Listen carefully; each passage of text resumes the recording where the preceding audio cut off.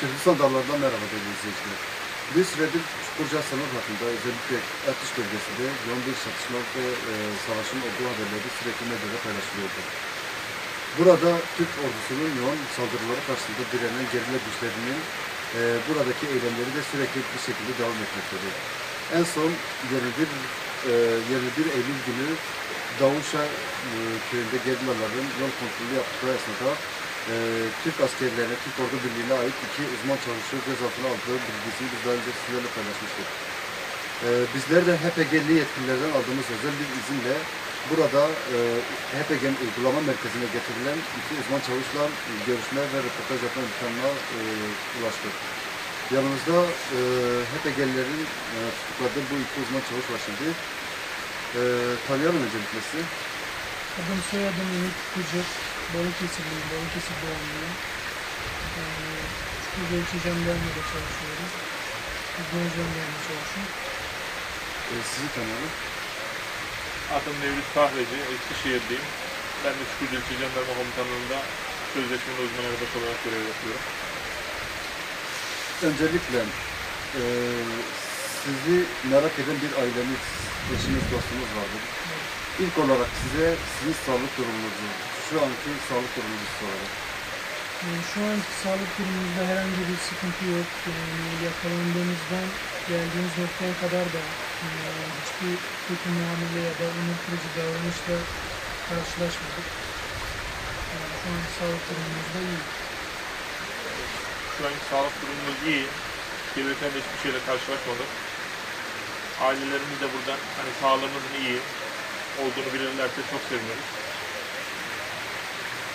Peki, bir süredir özellikle 24 Temmuz'la birlikte Kürdistan'da, Türkiye Kürdistan'da başlayan yoğun bir savaş süreci var ve siz de bu orduda yer alan askerlersiniz. Uzman çavuş olarak görev yapıyorsunuz. Birçok alanda da görevlerde bulundunuz. Yani kısacası şu an HPG'lilerce tutuklandınız. Kısacası bu savaş sürecini biraz değerlendirmesini alalım.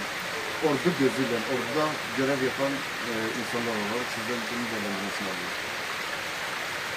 Bu savaş sonu olmayan bir savaş. Bu bir gerçek. Yani daha önce bir barış süreci yaşadık. Bu barış sürecinde gerçekten herkes memnundu.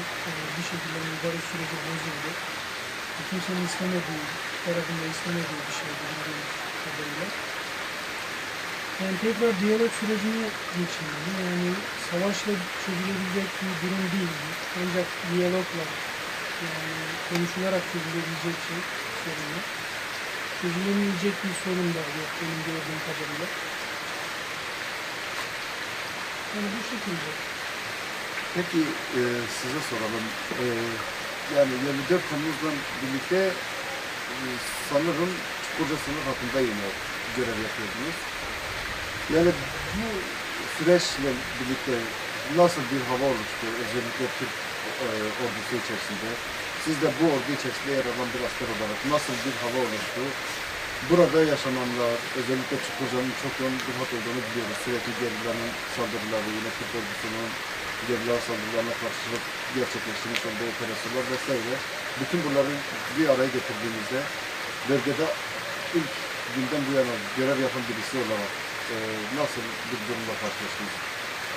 Ya biz de tabii ki hani basından takip ettiğimiz kadarıyla var. Hani bize çok böyle bir ahım şahım bilgiler gelmiyor tabii ki. Bizim de her gün basından duyduğumuz kadarıyla bütün bilgiler var. Tabii kimse bu savaşın olmasını istemiyor. Çünkü hani Türk'ü, Kürd'ü, Laz'ı, Çerkez'i, Alevisi geçmişten bugüne kadar hepsi birlikte yaşadılar. Bundan sonra da birlikte yaşayabilirler. Çünkü bunun önünde de hiçbir engel yok.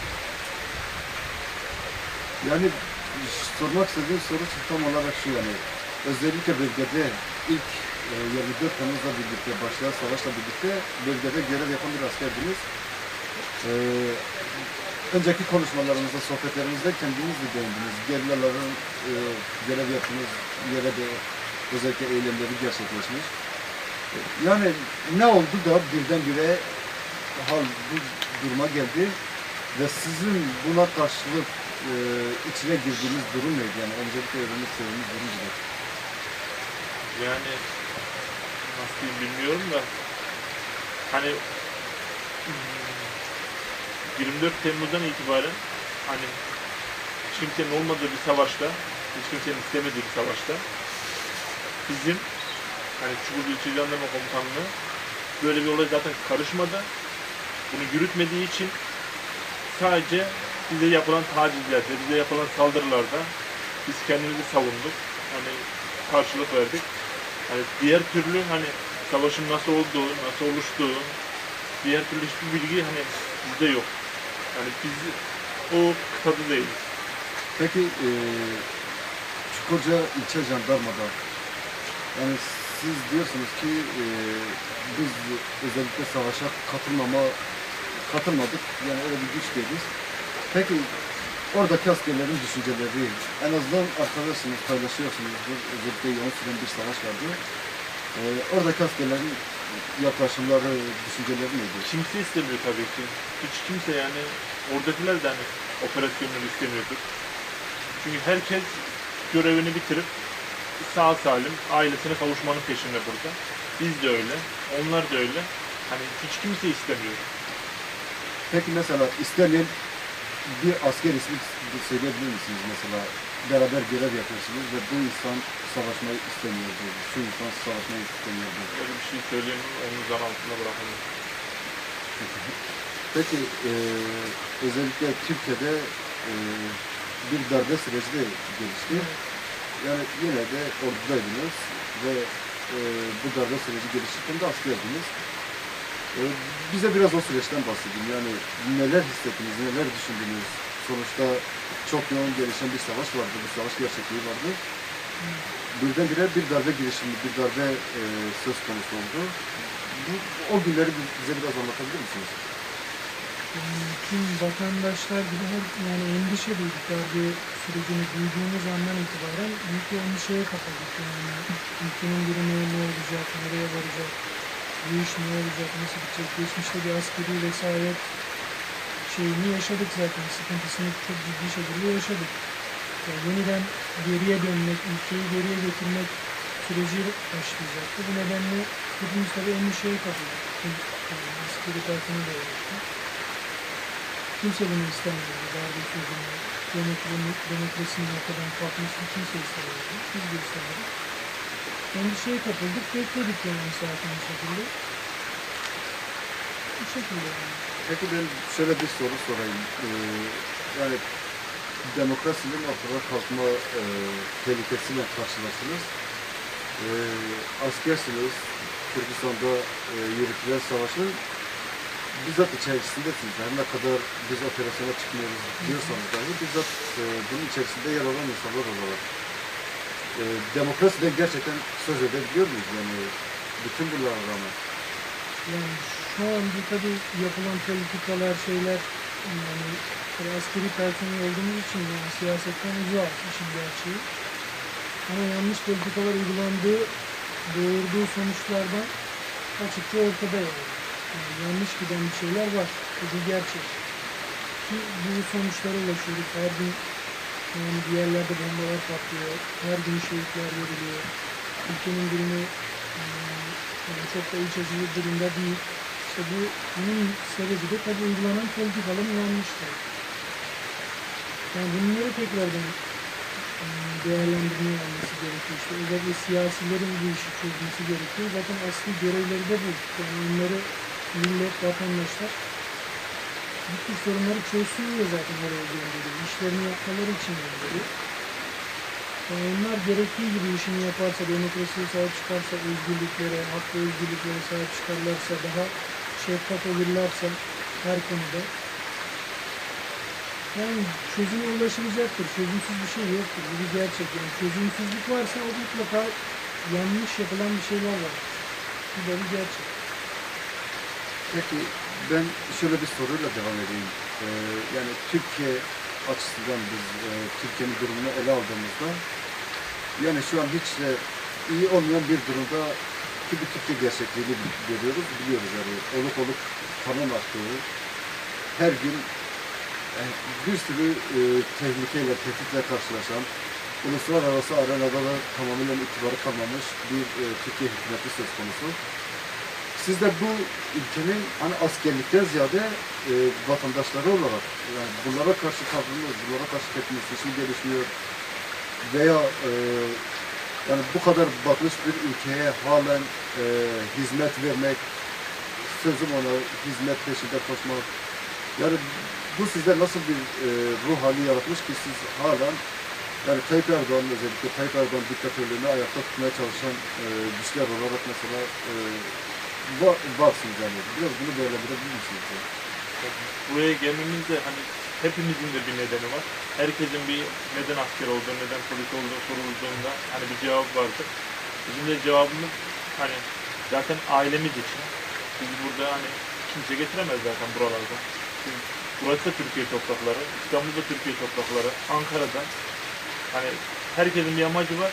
Hani benim kendi şahsi amacım da hani kendi geleceğim için, kendi toplumum için, kendi ailem için bir gelecek, güzel bir gelecek kurmak için, iyi bir gelecek sağlamak için ben bu mesleği tercih ettim. Yani bu nedenle de Peki, hani sistem yani peki şöyle bir şey sorayım. Mesela dün özellikle haberlere çıkan bir şey vardı, bir haber vardı. Örneğin sosyal medya üzerinde 119 bin kişi biz şehit olmaya hazırız tarzında özellikle PKK'nın bölgede gerçekleştirdiği eylemlere karşı şehit olmaya hazırız tarzında mesela teklere retweet mi diyorlar ki. Bu şekilde bir yaklaşım da var yani Türkiye'de. Ancak işin gerçeğine bakıldığında fakir fukara çocukların, çünkü sonuçta ölen askerlerin, ölen polislerin ailelerine, gece kurumlarda yaşadıkları falan basına yansıyor yani.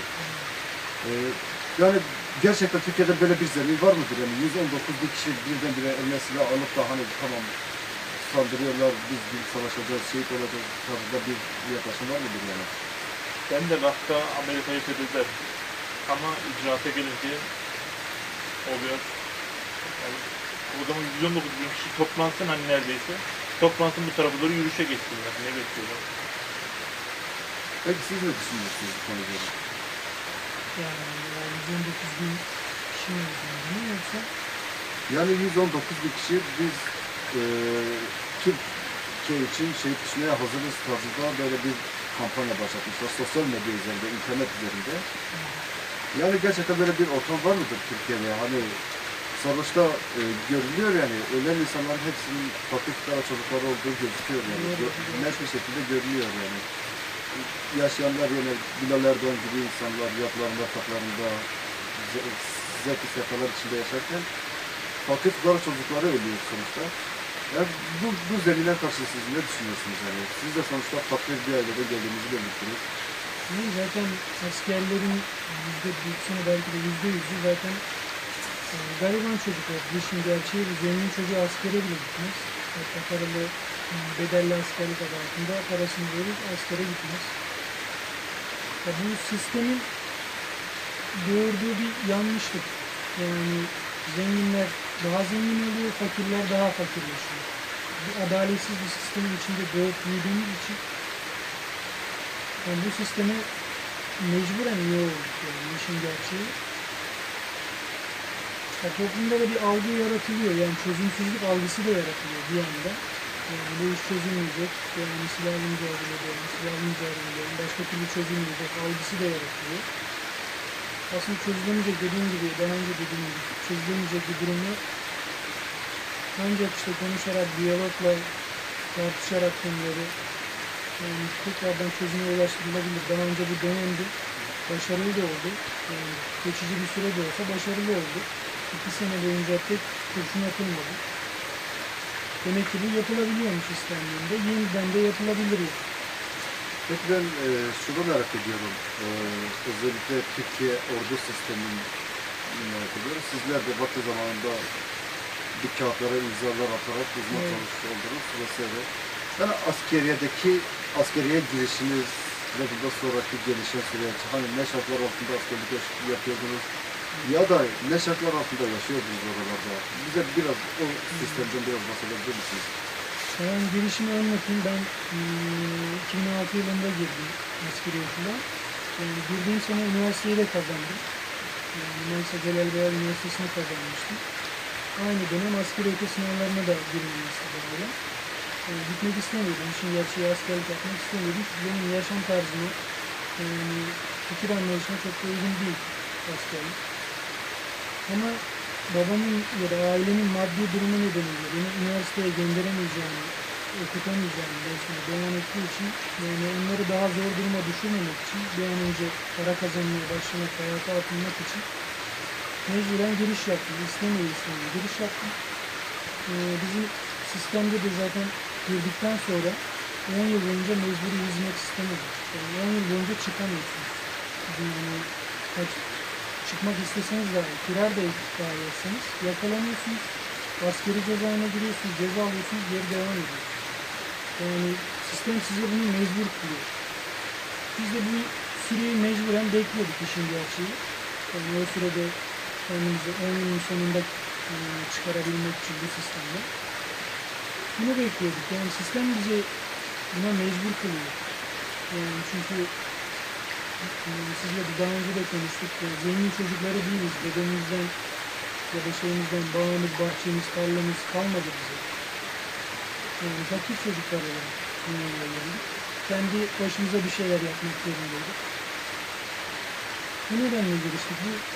Bu sebeple girdik. Peki ben size şöyle bir soru sorayım. Askeriye alındığınız süreç, biraz bahsettiniz, bir de kameramızın önünde biraz bahsettiniz. Sonuçta bazı belgelere imza atmışsınız. Yani çünkü şöyle bir durum var şu an özellikle ülkede. Dilde onlarca asker ölüyor ama tek bir tanesi bile basına yansıtılmıyor. Tutuklandığınız doğru dürüst işlemediniz bile. Yani iki insan şu an kameramızla çekiyor. HTG'nin elindeysiniz. Tutuklusunuz ama çok fazla bir medyada veya kamuoyunda kimseden, herkes sizden bir haber yani. Daha önce aldığımız bilgiler de vardı. Bazı askerlerle yaptığımız özel röportajlar, özel çalışmalar da vardı. Yani bazı kağıtlara imza atmışsınız ama bir şeyden bir haber, bir şekilde askerlik yapmışsınız. Bize onu biraz anlatabilir misiniz? Yani neye imza attınız? Siz uzman çavuş olmaya kalktığınızda imza attığınız kağıtlar neydi? Ne yazıyordu içinde? Abi, sözleşmeli olduğumuz için hani bazı kağıtları imza atıyoruz ama sözleşme var, noter taahhütnamesi var. Bizde başka hani 3. 4. bir evrak yok zaten doğru düzgün. Noter taahhütnamesi ne kadar süre yapacaksın onu seçiyorsun. Otelden onu atıyorsun. Ona göre, ona istinaden. Hani diğer sözleşmede de noter onaylının aynısı yazıyor zaten. Altında da büyük komutanların, sonra en büyüğün imzası var. Hani bu olur diye. Ama diğer detaylar hakkında hani alt satırlarda bilmem nelerde oradaki bilgileri tam bilmiyorum açıkçası. Peki siz, hani sonuçta siz kendi mesleğinizi kendiniz seçiyorsunuz. Öyle bir şart, imkan sağlanıyor size. Yani okuma fırsatınız mı oluyor? Ya da gereğini mi duyuyorsunuz? Yok, öyle bir çoklu kağıt gelmedi. Öyle bir kağıda da imza atmadık. Dediğim gibi imza attım. Belki 4, belki 5 tanedir. O da sözleşme, taahhütname. Bu sözleşme, taahhütname işte. Peki bu sözleşmede ne yazıyordu peki? Onun hakkında bize biraz bilgi verebilirsiniz. Bizim kanun var, memurlar kanunu. Ona istinaden bilmem ne yönetmeliğine dayalı uzman erbaş olarak şu tarihten itibaren, şu tarihe kadar yani askeriyenin içinde kalacağıma söz veriyorum gibi öyle bir cümle var. Yani madde falan yok. Madde falan yok. Yani öylece asker alınıyorsunuz. Evet. Peki fazla kamuoyunda işlememenizi neye bağlıyorsunuz o zaman? Yani sonuçta bir ailemiz var, sizi merak eden insanlar vardır. Ancak kimsenin haberi yok yani sizden. Yani yakalandığından bile doğru dürüst insanlar haberdar değiller yani. Bunu neye bağlıyorsunuz? Sonuçta karşınızdasınız şu an. HPG'lerle tartışmalarınız oldu, sağlık kontrolünden geçtiniz vesaire. Kartlarınız var, asker olduğunuza dair kartlarınız yanınızda. Yani varsınız aslında. Yaşar ne yaşar ne yaşamaz derler ya. Yaşıyorsunuz ama yaşamıyormuş gibi bir durum var şu an. Ya bunu neye bağlıyorsunuz? İşte bizim de tam olarak anlayamadığımız o hani niye saklandı, niye söylenmedi, Niye bilinmedi? Yoksa biz de eminiz ki hani bizim ailemizin belki daha haberi yok bundan. Hani alıkonulduğumuzda haberi vardır ama hani bunu medyadan görmemişlerdir. Bunu eminim ki ailemiz görse, ya arkadaşlarımız görse, yakın çevremiz görse hani bir algı oluşulur, bir kamuoyu oluşur. Birlikte belki yürürler Ankara'ya doğru, belki bir Ankara'nın önünde, meclisin önüne giderler.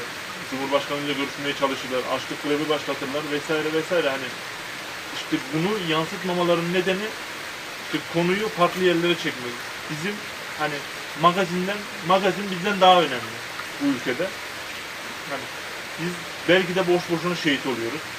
Belki de boş boşuna savaşıyoruz. Çünkü iki taraf da aynı. İki tarafın da farkı yok. Yani basının sadece nasıl diyeyim ben bunu diğer farklı yönlere çekmesi. Halkı uyutması diyeyim ben size yani. Basılı basının halkı uyutması. Size sorayım yani.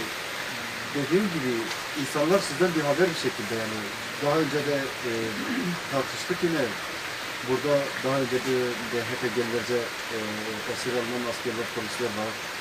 Yine farklı suçlar işlemiş insanlar var. Ama insanlar sizden habersiz yani. Bu bir gerçek yani. Siz bunu neye bağlıyorsunuz? Peki niçin sizi saklıyorlar? Çünkü daha önceki çatışma bölgelerinden de biliyoruz. Paramparça olan Kobra arabalar var. Türk medyası bunların içinde hiç kimsenin ölmediğini, hatta yaralanmadığını dahi yazıp çiziyorlar. Gerçekten insanın canının bu kadar basitleştiği, ucuzlaştığı bir duruma gelindiği. Neye bağlıyorsunuz bunu? Evet, ülkede zaten insan hayatı oldukça ucuz. Yani bir de özgürlükler kapsamında işte basın özgürlüğü diye bir kavram yok. Şimdi Türkiye'de basın özgürlüğü diye bir kavram yok. Muhtemelen yani basın özgürlükleri kapsamında ciddi yasaklar var ki buna bağlıyorum yani. Yayınlanmıyor, yayınlatmıyorlar. Mutlaka ellerine bilgi, belge, videolar geçiyor ama bunu yayınlatamıyorlar, yani yayınlatmıyorlar. Basın özgürlüğünün öncelikle şeffaflığı yani her şey doğruyu, gerçeği dosdoğru olarak aktarmanın gerçekleşmesi gerekiyor. Bunun için tamamen özgürlükler kapsamıştır, basın özgürlüğü. Haberin doğru bir şekilde kamuoyuna verilmesi.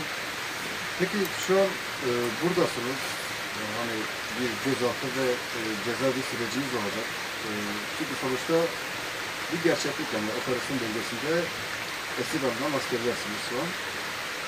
Yani burada ne söylemek istersiniz? Yani özellikle yok, ona geçmeden önce en son size mesajınız var sanırım. Evet, yani ondan önce şunu sormak istiyorum. Yani basına yönelik, Türkiye hükümetine yönelik veya diğer çevrelere yönelik ne söylemek istersiniz? Çünkü sonuçta dediğimiz gibi yani yaşar ne yaşamaz konumundasınız şu an yani. Devlet tarafından, Türk medyası tarafından yok hükmünde görüldünüz yani. Dediğim gibi yani canlıların bu kadar basite, ucuza saygı bir süreci mi yaşıyoruz yani? Gerçekten bu durumda mı yani? Bu konulara ilişkin neler söylüyorsunuz? Yani işte öncelikle Cumhurbaşkanı, tüm siyasi partiler, tüm sivil toplum kuruluşları, insan hakları derneklerinin bu duruma el atması gerekiyor. Yani bu durumu çözmesi gerekiyor. İşin gerçeği bu. Yani biz buradayız, gerçeği yaşıyoruz. Esir alındık. Bu bir gerçek sizin söylediğiniz gibi.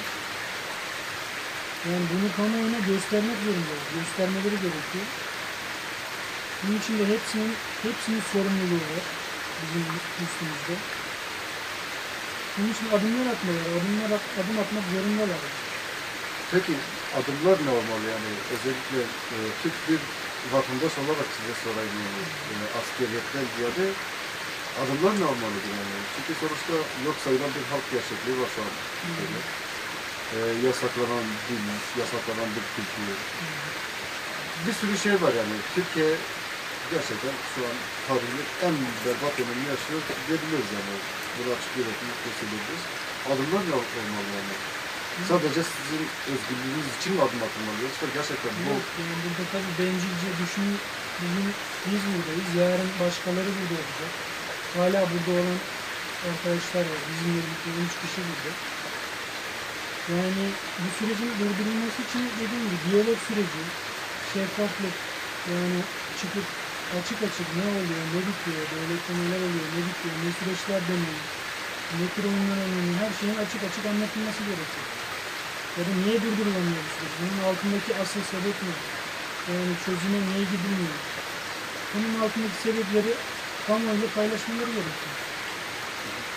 Peki ben size sorayım. Yani siz sonuçta askeriyede görev yapan birisisiniz. Oradaki duygularınızı, düşüncelerinizi, yani olması gerekenleri falan analiz etmişsinizdir tahminimce. Peki yani böyle bu analizlerinizi bu kadar zor duruma düştükten sonra mı dile getirmek gerekiyor? Yani özellikle yine sizin gibi askerlik yapan, askeriyede mecbur kalan binlerce, on binlerce, yüz binlerce insan var sonuçta. İlla ki esir düştükten sonra mı yani bir şeyleri dile getirmek gerekiyor? Bu konu hakkında ne düşünüyorsunuz? Biz söylesek de gene yansımayacak. Biz söylemesek de gene yansımayacak. Yani biz oradaki en alt kademe sınıflar olduğumuz için hani tabiri caizse hani bizim dediklerimiz zaten kimsenin umurunda olmayacak belki de. Ama hani kimse esir düşmek istemez. Kimse burada olmak istemez. Kimse savaşı istemez. Kimse kardeşi kardeşe kıldırmak istemez. Hani bu da bir gerçek. Yani bunları biliyordunuz değil mi? Analizlerini yapabiliyordunuz. Her zaman biliyorduk biz zaten bunları.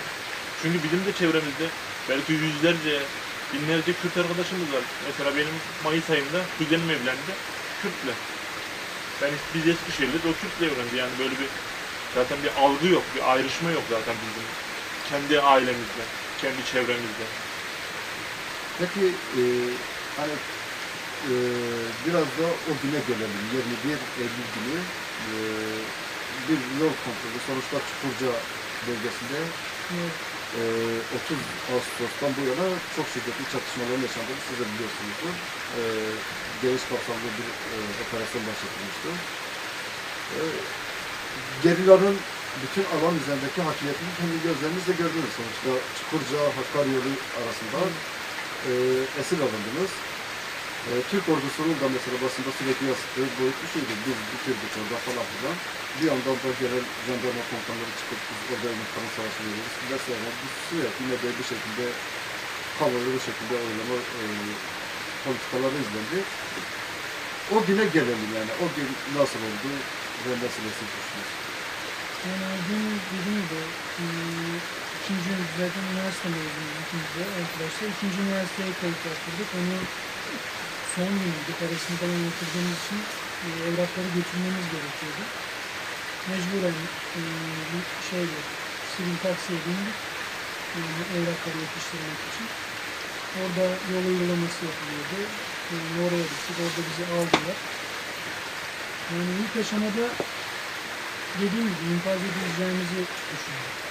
Bu şekilde düşündük ama yani farklı bir yaklaşımla karşılaştık. Yaklaşımları biraz açıklayabilir misiniz? Yani yaklaşımda hiçbir onur kırıcı, kötü muameleyle karşılaşmadık. Bizimle konuştular. Bizim kesinlikle öldürmeyeceğiz, infaz etmeyeceğiz. Biz böyle bir insanlar değiliz şeklinde. Bize kendilerini ifade ettiler.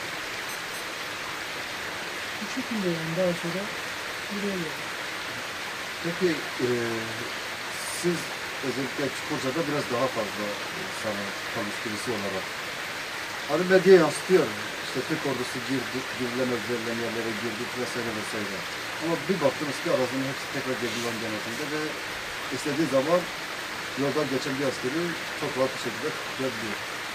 Ne düşünüyorsunuz yani? Bunları birebir canlı gören bir insan olarak ne düşünüyorsunuz bu konu üzerine? Önce şunu diyeyim ben, hani geçen yıl ben 2015'in başından beri buradayım. O zaman süreç vardı. Temmuz ayına kadar rahatlıkla Çukurca'da dolaşıyorduk, geziyorduk, gidip geliyorduk. Hani hiçbir sorunumuz yoktu, hiçbir sorun da çıkmıyordu. Çünkü ortada hiçbir neden yoktu. Şu anda da öyle, hani basında yansıtıyorlar hani girdik, ettik, bilmem ne diye ama hani biz gördük ki dağlarda o kadar çok gerilla var ki hani belki bizimkilerden daha fazla. Çünkü her noktada varlar. Yani bitirdik diyorlar, bitireceğiz diyorlar ama görünen o değil yani. Gerçek o değil. Peki siz yakalanma sürecinizi biraz anlatabilir misiniz? Çünkü sohbetlerimizde de biraz bahsettiniz, yani daha röportaja başlamadan önceki sohbetlerimizde. Hani yaklaşımlardan bahsetti. Siz de biraz bahsedebilir misiniz? İlk esir alındığınızda yaşadığınız siz, ondan sonraki durum nasıl gelişti? Bu süreci, 6-7 günlük süreci biraz değerlendirebilir misiniz? 27 Eylül'de işte sabahleyin çıkmaya karar verdik. 21 Eylül'de. 21 Eylül'de karar verdik. Yola çıktığımız anda yol kontrol noktasında öyle bir denk geldik. Ondan sonra hani ben de katılıyorum. Aynı şeyi düşündük. Hani bari bir kelime-i şehadet getirelim. Böyle şehadet yerlerde infaz oluruz diye. Böyle düşündük ama hiç onun tam tersi ilk aldıklarından itibaren dediler hani size dokunmayacağız. Hani gerek yok. Hani sakın başka bir şey de yapmayın. Hani biz böyle bir şey değiliz. Bizim böyle bir kültürümüz yok diye. O gün yola çıktık zaten. Sonraki günde aynı kaygıyı yaşadınız mı? Sonraki gün de mi? Doğru. Bir yere gittik. Hani orada ne olacağını bilmedik şimdi. Orada da bekledik. Hani orada da çünkü nasıl söyleyeyim ben size, dedik ki hani herhalde bizle dalga geçiyorlar. Çünkü o kadar şaşırdık. Dedik ki herhalde biz dalga geçiyorlar. Hani bir hayvanı keseceğiniz zaman yedirirsiniz şey olur ya. Ondan sonra kesersiniz ya. Aynı o misal gibi. Ama tam tersi durum oldu. Şu ana kadar biz hayretle Şaşırdınız biraz. şaşırdık yani. Peki öncelikle sizden dinleyelim. Yani bir tutukluk süreciniz gerçekleşir, devam edecek büyük ihtimalle. Çünkü sonuçta şiddetle devam eden bir çatışma sürecinin içerisindeyiz ve bu devam ediyor. Yani buradan son olarak neler belirtmek istiyorsunuz? Ailenize, eşinize, dostlarınıza, akrabalarınıza, ne bileyim siyasilere. Hani sonuçta bu şekilde bu durumda olmayı istemeyen birisisiniz. Ne belirtmek istersiniz? Yani öncelikle buradan aileme, anneme, kardeşlerime, abime, herkese sesleniyorum. Hani biz iyiyiz, yaşıyoruz, sağlığımız iyi ama buradan kurtulmamız onların elinde. Aile çevremizin, arkadaşlarımızın, onların ses çıkartmasının elinde. Hani nasıl diyeyim, Ankara'ya gitsinler, meclise görüşsünler, Cumhurbaşkanı'na çıksınlar gerekirse. Yani bunun bir çözüme kavuşması lazım. Çünkü bu biz ilk değiliz, sonda olmayacağız bu gidişle. Bunun devamı da olacak. Ama Allah izin verirse inşallah böyle bir şey olmaz. Biz de kısa zamanda ailemize kavuşuruz. Ama onlar Ankara'ya gitsin, meclise gitsin, hani yetkililerle görüşsün, çabalasın. Hani bu bir toplumda bir algı oluşsun, bir çabalama oluşsun ki buradakiler de serbest kalsın. Buradaki esir arkadaşlarımız çünkü gene 11-13 kişi bilemiz. Çatışma süreci de Çatışma süreci bitsin. Tekrar barış süreci yaşansın istiyoruz bizden. Çünkü öyle daha iyiydi. Peki son olarak dedim de kusura bakmayın bir şey daha sorayım. Kürt halkı için neler söylemek istiyorsunuz? Sonuçta bu Kürtler yani öyle bir algı yaratılmış. Yani Kürt savaşı şeklinde lanse ediliyor. Şehirler yakılıp yıkılıyor. İnsanlar sokak ortasında katlediliyor ve cenazeler binlerce yerde kalıyor. Yani bunları öğrendikten sonra bu halk için neler söylemek istersiniz? Zaten biraz önce de dediğim gibi hani ikimizin de çok Kürt arkadaşı var. Daha geçen Mayıs'ta dediğim gibi hani kuzenim bir Kürt'le evlendi. Zaten Kürtlere karşı bir düşmanlık olamaz. Öyle bir algı yaratılamaz. Hani Türk zaten geçmişten bugüne kadar savaşıp aynı bu toprakları beraber kazandık. Hani tekrar da birleştikten sonra kimse bize bölemez. Kimse bizi dağıtamaz. Hani bu Türk-Kürt savaşı değil. Bu farklı bir savaş. Bu Türk-Kürt savaşı değil ama. Ondan eminiz. Peki ben size sorayım. Mesajınızı almadan önce mesaj yazmışsınız, okuyacaksınız. Sabırsızlanıyorsunuz.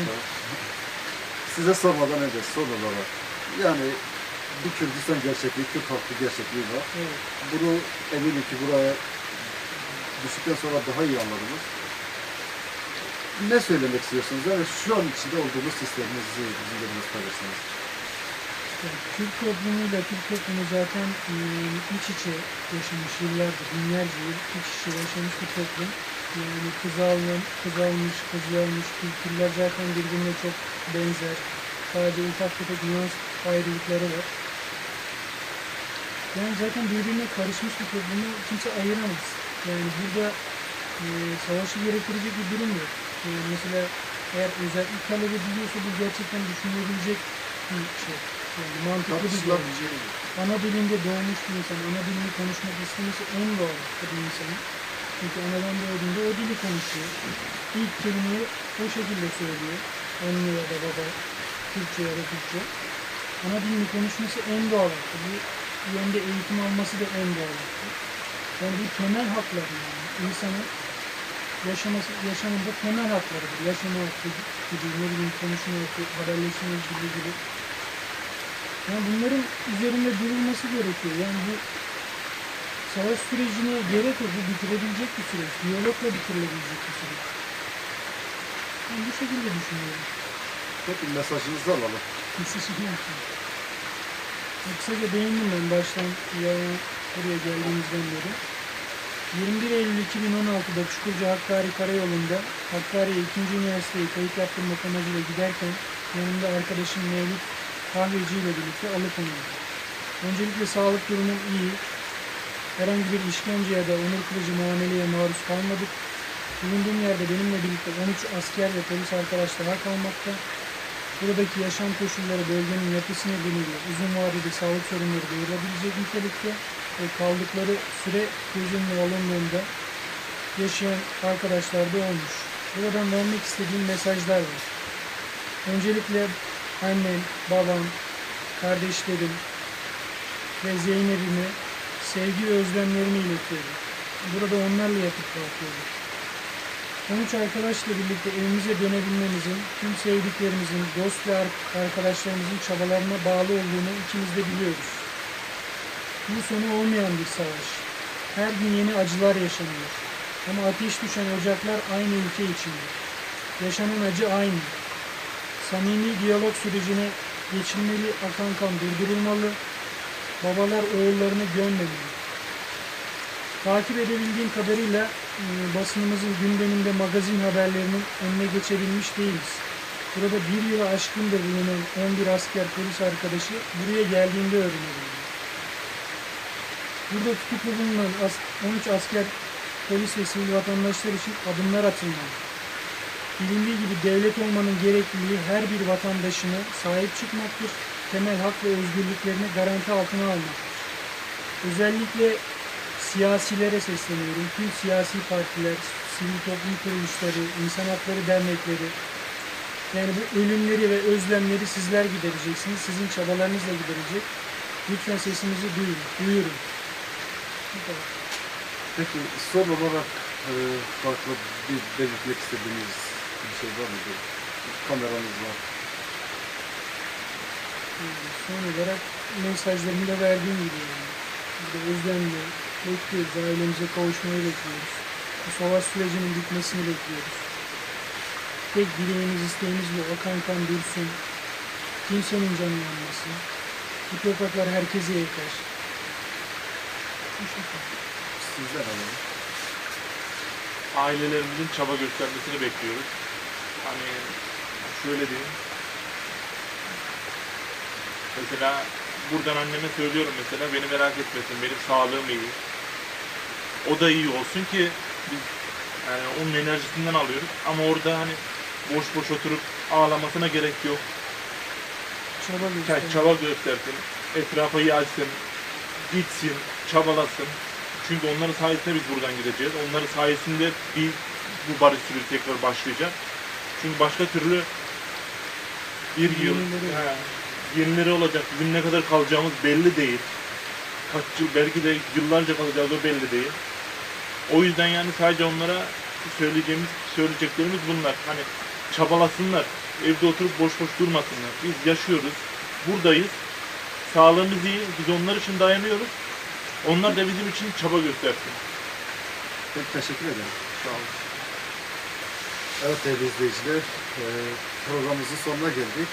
Çukurca sınır hattında, Çukurca Hakkari bölgesinde HPG'lilerce tutuklanan iki uzman çavuşla birlikteydik. Mesajlarını aldık, isteklerini, özlemlerini dinledik, sizlerle paylaştık. Bizim de programımızın sonuna geldik. Bir başka programda görüşünceye dek esenle kalın.